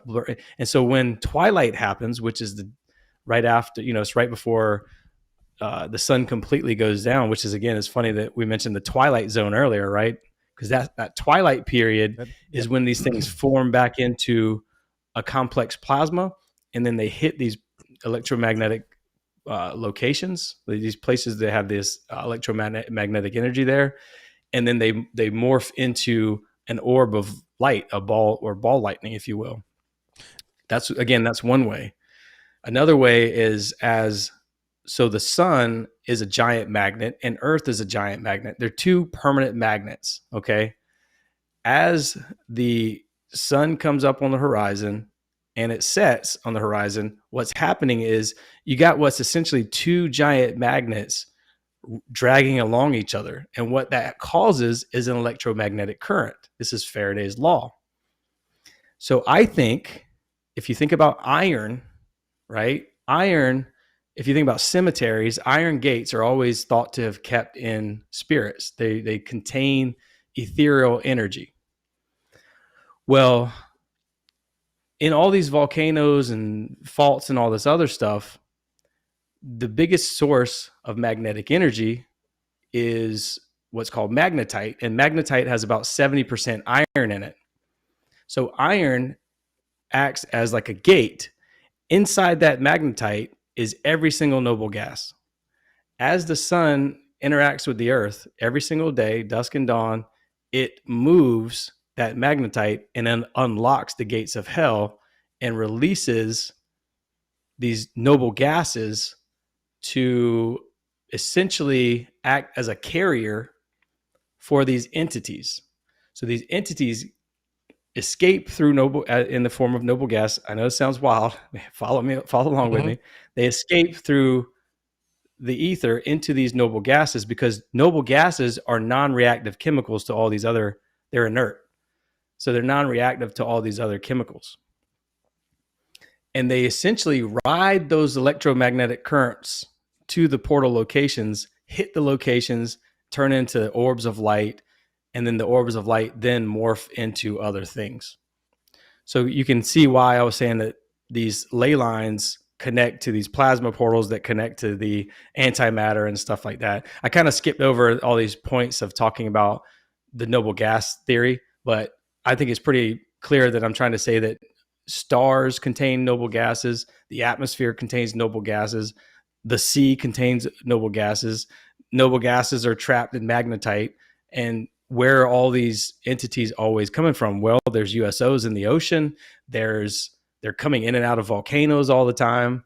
You see them in the sky all the time, that kind of stuff. And so my theory is that they're using noble gases to interact with the plasma and then come into our reality. And the reason I say that, there's a guy named Winston Bostick in the 1950s, I believe, maybe it was the 60s, who was studying plasma. He was studying magnetic fields, and he took plasma and shot it into the magnetic field. And what he discovered was like that magnetic field created a little halo of light, a little portal, a little glowing portal of light. And it was just flying all over the place. And he was like, what the heck is this? So he then took two plasmas and shot it at each other. And they both interacted with the magnetic field, and they started twisting around. It looked like a star, just kind of flipping around. And then so he shot 4 at each other, and then 4 ended up looking like the flower of life. And it was like spinning like the flower of life. Well, quickly the government comes in and goes, "Nope, you're going to be a U.S. government contractor," and we didn't hear anything from Winston Bostick for the next 50 years until he died. He knew too much. Yep.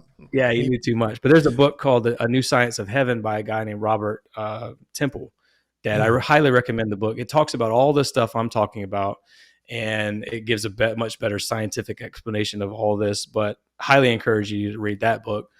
All right. And he talks about Winston Bostick in there. And see, Robert Temple was a real scientist, and he didn't want to talk like I'm talking now. He goes right up to the line and he kind of pitches it back. He's like, all right, here's some evidence, but he doesn't want to talk about the spiritual aspect of things.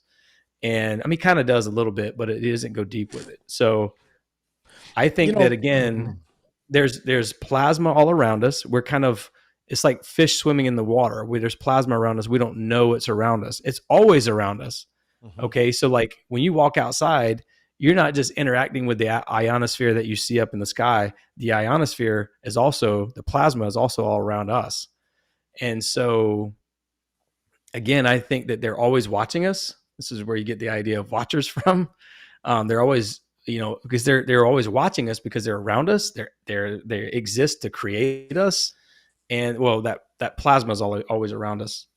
And when these gases hit the magnetic field, it almost like, you ever seen Ace Ventura: Pet Detective where he comes through the rhino's butt, right? Yeah. That's kind of how I imagine it in my mind. They're coming through the rhino's butt into the plasma and then turning into an orb of light. And then that orb of light is electromagnetic. There's some great videos out there of ball lightning, and you can see the lightning shooting off of it. And what that's doing is it's pulling from putrefied ions that are available to create something. Now you could see this during the Jersey drone stuff back in December. You saw them morphing into what we see as drones or whatever, but they started off as these little toroids of light. Like I said earlier, when a plasma hits a magnetic field, and then they morph into other things, and then they morph into orb of light or ball lightning, and then they morph into that what looks like a drone. And people were seeing this a lot, and so there's no denying it. People had a lot of videos. There's a lot. I saved a bunch of them on my phone, on email, and all kind of different stuff, just because I knew they would probably disappear. Yep. But what essentially was what you saw was that process that I just named. Now, if there's a glowing orb flying around a swamp and it's pulling from putrefied ions, it's pulling from dead animals, the remains of dead animals. So this is where you get like Bigfoots and the stinky smells and all that stuff when they come into our reality. This is where you get aliens and all this other stuff. They are shapeshifters. They can pull from whatever's available. This is why when you go to, or when you've heard stories about Yeti, right? The Yeti is a white abominable snowman looking thing. Well, that's because it's pulling from the putrefied ions of the remains of snow animals. So you're going to have what looks like a snowy cryptid. And that's why when you have them in the swamps of South Carolina, they have all these different looking creatures. My brother has seen some crazy stuff. He saw like half hybrid animals and stuff, and they're moving real creepy and slow. And he did, we grew up in the woods, so we know animals, but he didn't know what the heck that was. His neighbor is the one who saw the puckwudgie or the leprechaun. So I think that's what they're doing, man. They're pulling from the putrefied ions or the metals that are available around them to form the Okatarian, if you will, for them to exist in this reality. Yep. The spheres, like the Boogosphere and all this stuff, I think that's metal casings for these plasma balls to interact during the day. Because if the sun hit the plasmoids directly, it would disperse them back into the ether. So this is why they live underground in these deep underground military bases. This is why they live in the ocean. This is why they go in volcanoes and hide from the sun, because in my opinion, God's light disperses them back into that ether. So all that, it makes sense to me right there at the end when you brought all that together. Outcast, do you have a question on that? Because I want to add some more stuff to it. Do you want to throw in on this? Well, I just want to throw in the scripture you're referencing earlier is Ephesians 2:2, in which you used to live when you followed the ways of the world and of the ruler of the kingdom of the air and the spirit who is now at work in those who are disobedient. So when all this that you're talking about, where my brain has to ground itself is that, I keep hearing, like, even Dr. Laura, we had her on a couple days ago, and it's kind of like, I'm for fear of sounding new agey. You have to be careful how you think and speak and act, because you're going to attract more of it. So if there's this ongoing battle around us, which this is all Christianese kind of talk mixed with some new age in there, but you are either aligning yourself with the darkness or you're aligning yourself with the light. One is destructive and one is life. Anyways, so just that scripture right there made me ponder that for a second too. Sorry to throw that in there. No, I want to say too, and by the way, I don't know what's new age and what's not and all this other stuff. So if I right, am, me neither. I don't know what. I hear people say that all the time, and I'm like, I don't really know what that means. I love Jesus. He is my Lord and Savior. And I don't, other than that, I'm just speaking from the heart and about how I see things. So I hope that I'm not coming across as new agey.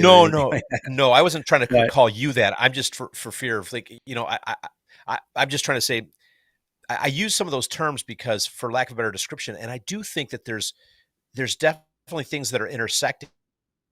I think that the people that are lost in New Age begin to worship these things as opposed to worshiping God the Creator and his son Jesus Christ, where we can look at it and go, we see God at work in all this, and we can use some of that vocabulary to better describe things, because that's where the modern church has failed in us, is because it doesn't want to talk about the weird stuff.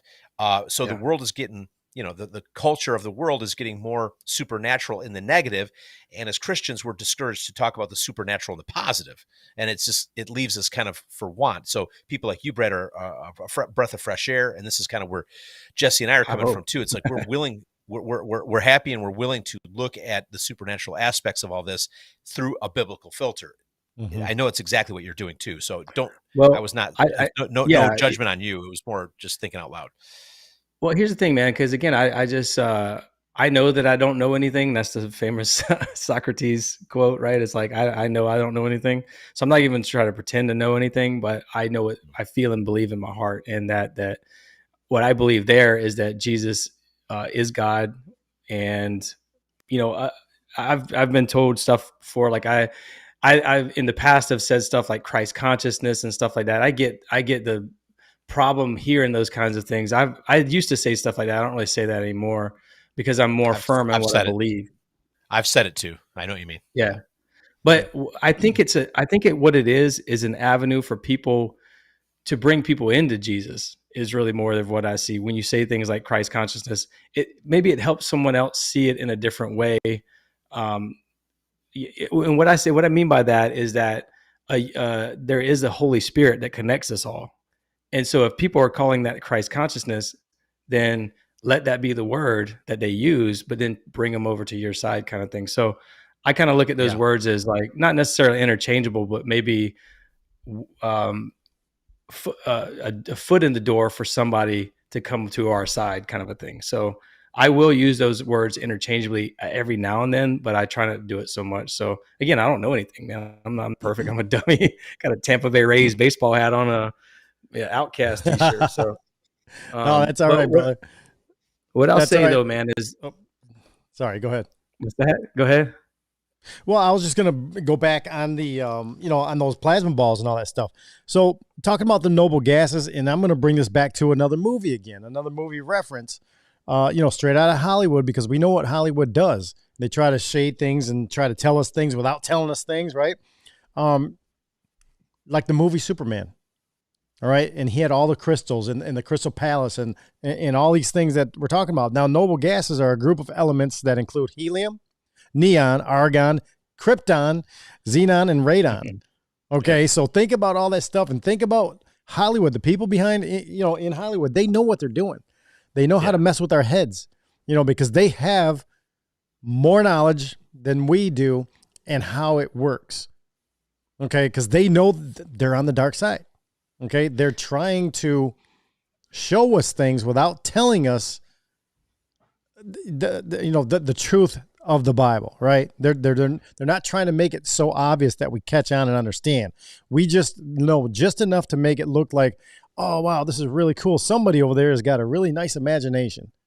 No, it's deeper than that. I think it's way deeper than that. Brad, do you think when these balls of light are going around, do you think they're conscious? Do you think that when they're, say, for example, when they're going through a swamp, they're not just bouncing around and stuff. Do you think they're actually going somewhere and they're trying to form, like you said, whether it is a Bigfoot or whatever it is? Do you think they know what they're trying to form? Or is it just something that's bouncing around goofy? Because we hear all these stories about these lights and these orbs bouncing around in forests and across, the swamps and things like that. So are they being intentional with their movements? I think so, man. I mean, if you ever see them, they look like they're specifically moving in a certain way, like they're collecting information or they're doing something. Yeah. Even people who've interacted with Bigfoot, it's like almost like Bigfoot is like, oh yeah, you just leave me alone, whatever the case is. Like, get away from me. I'm doing something here, whatever, and I think that the intentionality is that they're trying to get into this reality. Mm-hmm. They exist as complex plasma during the day. So when the sun is not shining, at night, when the sun is not shining, they exist as a supercomputer. And that's what a complex plasma is. It is a supercomputer. And this is where you get the idea, the word specifically, non-human intelligence. You can, anytime you do a Google search, a FOIA request or any of that kind of stuff through the government, don't look for aliens. Don't look for extraterrestrials. Look for the word non-human intelligence, NHI, all these other different things, because those are the words they use. Yeah. Because they don't know how to describe it other than non-human intelligence. Mm-hmm. It is the plasma that's all around us, especially at night, but it's dispersed during the day. At night, it's a complex, intelligent plasma, and it wants to get into God's light. It wants to be in this world. And so this is where you get the idea of them abducting humans and creating hybrids and working with the government and stuff like that at these deep underground military bases. And I think, that, again, man, this is where it all sort of stems from. You can look up everything I'm saying here, that these complex plasmas are supercomputers. And what that means is that a normal computer is linear. You tell it if this, then that, it's going to continue to do the program that you teach it to do. It's going to keep doing a mathematical equation all the way to the top. With supercomputers, they are chaotic. And that is exactly how atom or electrons orbit the atoms in our body. They're chaotic. Every single, we think of this thing that orbits the atom, the electron, as just going around the atom. We've seen this 2D model, but 3D models and 4D models of it show it looking more like a hurricane. It's kind of spinning all over the place. And so what that means is that it's chaotic, and it has every single moment can create a new moment. it creates a new reality, essentially. This is where you get the idea for the observer effect of the photons and all this other stuff, because it can create different realities based on where you tell it to go, kind of a thing. Yeah. And that's what these supercomputer, these intelligent beings are. It is pure intelligence that's around us all the time in the form of complex plasmas and dispersed plasma during the day. So again, when the sun goes down, in the twilight period, this is why all paranormal things happen as the sun sets and the sun rises. This is why it's activating. Well, I'm sorry. These things are starting to activate. That's where they're. The light is going away, the dark is coming, and these things are starting to activate. Forming. Yeah, they can't quickly activate. Forming back together. Yeah, they can't survive with the light on them. So, Oh man, Brad, there's so much. We are over our time right now, but I want to ask you like 15 more questions, Outcast. And you can go as long as you want, man. But that's up to you guys. I don't care. No, I want to schedule another one with you, man, if we can. There's just so much, Outcast. I mean, I hate to cut you off right here. I'm not trying to cut you off, is what I'm saying, Brad. But Outcast, there's so much gold on the table here. This is crazy. Verlin Miller is saying over on Facebook, I listen mostly to podcasts at the work later, but glad to be here. She says, love this show. You guys are legit. Thank you so much. But Outcast, boy, Brad brought the heat. He brought the heat is what I'm saying. Go ahead. I would say that. I'm trying. I'm trying so hard to catch up. Am I glitchy, you guys? Yeah, you are. Am I glitchy? Yep. Listen, man, I know it's a lot to take in. There's a lot of scientific terms. I told you before, I failed physics in high school, barely graduated college, all that stuff too. So I don't know a lot. There's probably some words that I mispronounced. In fact, when I first started talking about induction, Faraday's law, I was calling it convection. And that's obviously the wrong term. So I'm going to say things that are wrong because whenever I first started looking into this stuff, I'm having to relearn what protons and neutrons and electrons and all this other stuff are, because I'm a dumb dude. When I say I'm a dummy, I'm literally, I don't know anything past 5th grade. So, but Brad, that's all right. Cause you're somebody who's willing to look in it and challenge questions again. You know what I mean? Sometimes it might be better just to forget all that stuff that we were indoctrinated with and come up with a fresh new mind and new take on all this stuff. So, Outcast, you're glitchy a little bit, but it's not bad. Go ahead and finish up what you wanted to say. No, it's so fascinating, but I'm trying to grasp it all. So I'm gonna have to come back and listen to this again. But man, I love your attitude. I love your hunger for truth, and I love the way you're approaching this. It's a little outside of my knowledge base, but man, I know that you're onto something here. It totally makes sense. And these and the power grid on the planet, the 33rd parallel, all that stuff it makes sense to me. It really does. There's something going on. I mean, I was when I was married in Scotland, I went to Kilmartin Glen and I was at the burial cairns and the stone circles. I saw that stuff and they had to be onto something. It's all over like that area like crazy. I mean, why would they be moving gigantic stones like that if there wasn't some benefit to it, if they weren't tapping into something? It's fascinating to me. So, but thanks for coming on to the show. And yeah, certainly. And one thing I wanted to mention too that I totally forgot to mention was that when the sun interacts with the Earth every day, the geomagnetic interaction, when it lines up at a certain point, you get what's called X points, and these are portals in the sky. I don't mean to open up a new thread here, but I wanted to mention this to you guys that you get what's called X points, these portals in the sky.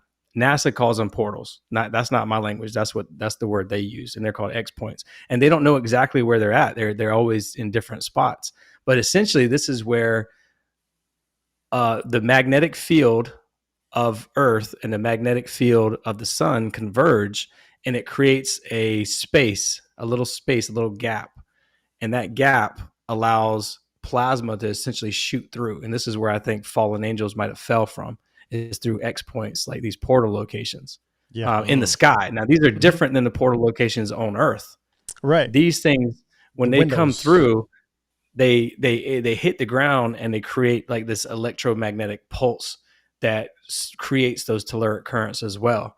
So that was another point that I wanted to mention that I didn't get to really talk. I mean, I'm really all over the place here. Normally, I'm a little bit more in line with what I'm It's saying. all right. But Yep, it's all right.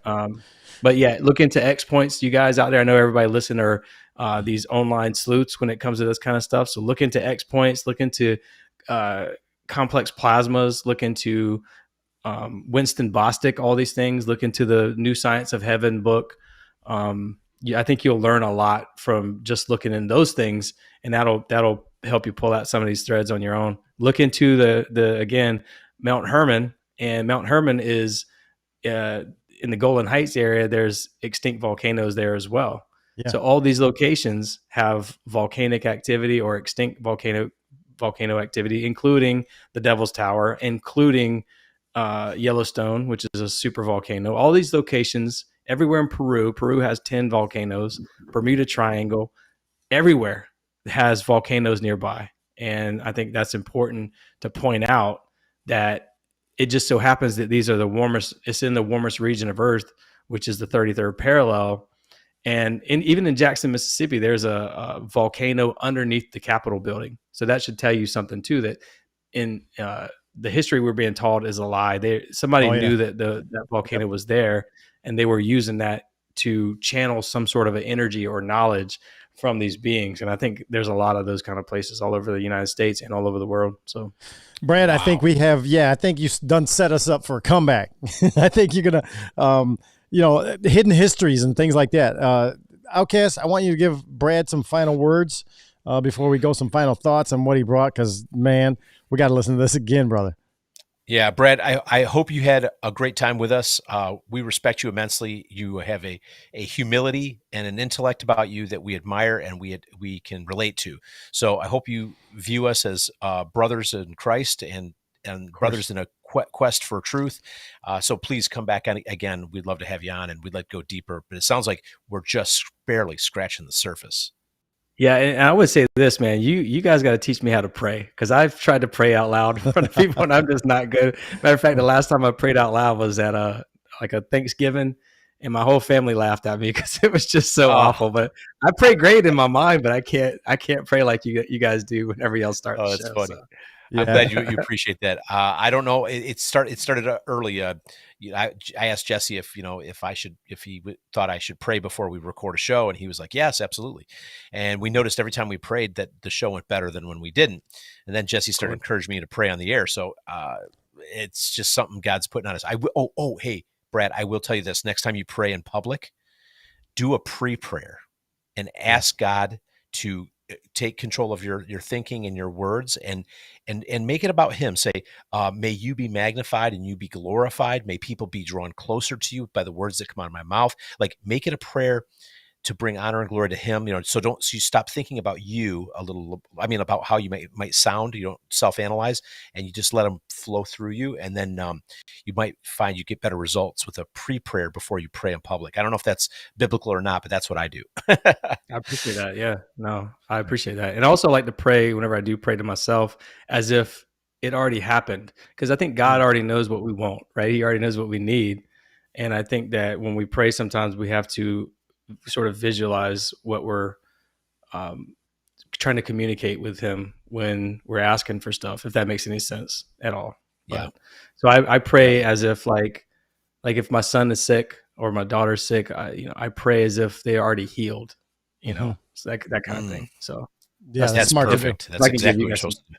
I tell you what, Brad, that I always say it on the show that Outcast, he's got the hottest prayers in the podcast game out here all the time. And I'll tell you what, if you go to our feed, our audio feed over at Spotify or iTunes, whatever it is, just type in prayer and you'll see all these little separate episodes, not even episodes. They're 2, 3, 6-minute long prayers that I pull out of the show, and I put the music to them, and they're all Outcast prayers and talking about what he's doing or how he does these things. You can get a feel for it. There's a bunch of them. I'm pulling it up right now. Prayers mashups, Outcast prayer 200, 100. They're all over the place. I encourage everybody, just pull it up, type in Dangerous Info podcast, and then prayer, and you'll see not even all, just a fraction of what you've done here, Outcast, in prayers. I'm trying to mix it all up. So you can all, it benefits me too when I'm listening to it and editing these things down. And Brad, one of my prayers, my pre-prayers, is that I help I draw people in closer to him, and that I teach people who don't think they know how to pray. So when you're listening to those prayers that he posts, think of it like that. Say, God, help, teach me how to pray in public. Just ask him anything you ask for. As you know this already, Brad, I'm sure, but just I'm going to apply it to prayer in this case. Anything you ask for, he'll give. He gives freely if he sees your heart. So you have a good heart, brother. I know he's gonna answer that prayer. He's going to give you. Yeah. He's going to give you powerful stuff to say in public. Well, I think it's strange, man. And I know you guys are wrapping it up, but I have no idea what I'm doing with this podcast. I have no idea why I'm doing any of this, but I am leading people to Jesus. Like I had my neighbor told me the other day, he got baptized because of listening to my show. And awesome. That's all you can ask for, dude. Amen, brother. I don't know why I'm doing this, why I feel like I don't really make any money from this. I know you guys know that. We don't. People think we make thousands of dollars or something. We might make $250 to cover the the cost of software, but I feel like I'm being called to do this for some reason. Maybe it's because I don't know. Maybe it's because of experiences or something. It's because you're blessed in the battle. That's why. Yeah. And Brad, we're in the same exact boat. We don't know why we're here, but we know God's got his hand on us. I tell you what, if what we've done here is we've fallen into a ministry. It's a unique ministry. It's God's put us here. We're going to consider you as part of an extension of our ministry, and we'd like you to consider us an extension of your ministry. Okay. So we're in this together, brother. Yeah. Thank y'all, man. I really appreciate this. This means a lot. And obviously PJ was right hooking me up with you guys. So thank y'all for having me on. I appreciate that. Music Lover says praying around a circle of friends at a Bible study is a good small scale way to practice praying out loud too. So yeah, it's a good thing. Listen, we can have calls and just do whatever. I mean, we do a text with Brad, PJ too. So listen, Brad, you've done excellent here tonight on the show. A lot of deep spiritual thinking people are going to do, in it all. In our everyday lives, man, everything that we're doing, we might not realize it, but it all comes back to the same purpose again. We're all blessed in this battle, and for you to pick up the mic as we are doing and trying to push that forward, we're right here with you, brother. And we're helping push you along and get the success that we all deserve. And that we just want people to have, we want everybody to be blessed in the battle, right?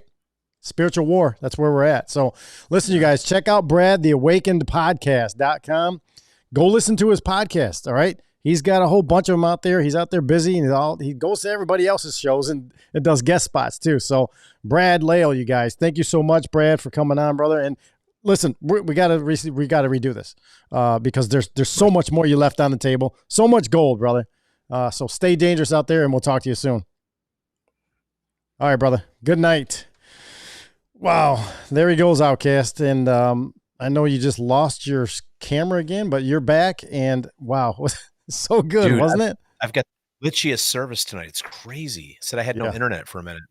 I saw that. I don't know what was going on, but man, that was sorry about that. That was wild. There was he's good.